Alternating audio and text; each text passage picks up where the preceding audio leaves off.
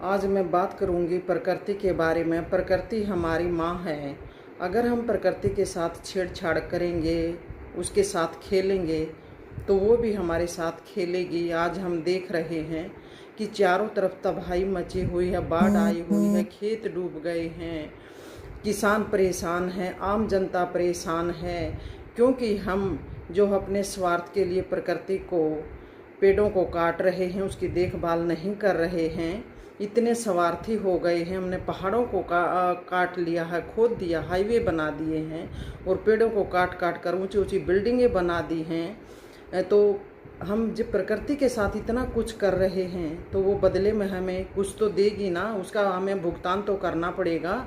इस बात का ये इतिहास गवाह है। जब जब हमने प्रकृति के साथ छेड़छाड़ की है तो प्रकृति जो है हमेशा ही मनुष्य को ये चेतावनी देती आ रही है, लेकिन हम समझ नहीं रहे हैं। हम इतने स्वार्थी हो गए हैं, अपने स्वार्थ के लिए पेड़ों को लगाने की बजाय काट रहे हैं, पहाड़ों को खोद रहे हैं। आपने देखा है पहले उत्तराखंड में, हिमाचल में, जम्मू कश्मीर में चारों तरफ तबाही मची हुई है। अब हरियाणा में देख रहे हैं, हमारे गांव में पानी भर गया, घरों में पानी घुस गया है और खेतों में पानी भर गया है, क्योंकि फसल किसान बेचारा इतना दुखी है। जिसने ठेके पर ले रखे हैं, कहाँ से वो भुगतान करेगा, अपने बच्चों को क्या खिलाएगा। जो पूरे देश का पेट भरता है, आज वो भी परेशान है, रहने के लिए जगह नहीं है, अपनी जगह ढूंढ रहा है। चारों तरफ हाहाकार मचा हुआ है। हे मनुष्य, फिर भी तू समझ नहीं रहा है। बार बार प्रकृति हमें चेतावनी दे रही है, तो हमें रुकना होगा। जो विकास के नाम पर हम प्रकृति के साथ छेड़छाड़ कर रहे हैं, जब मनुष्य नहीं बचेगा, पशु नहीं बचेंगे, जानवर नहीं बचेगा, तो उस विकास का क्या फ़ायदा है।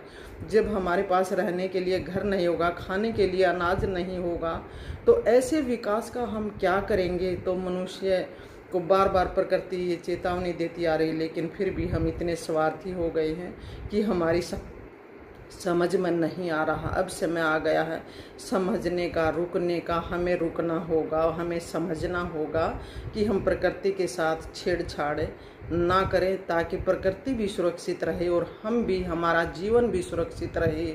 नहीं तो ऐसे ही हम भुगतते रहेंगे, ऐसे ही चारों तरफ विनाश ही विनाश हमें दिखाई देगा।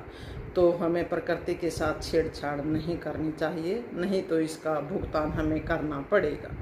तो धन्यवाद। ये था आज मेरा जो विचार था प्रकृति के साथ। भाई हमें छेड़छाड़ नहीं करनी चाहिए, उसका ध्यान रखना चाहिए। वो सिर्फ निहारने की, प्रकृति तो इतनी सुंदर है कि कवि पंत जी ने कहा था कि प्रकृति को ज़्यादा सुंदर कहूँ या मनुष्य को।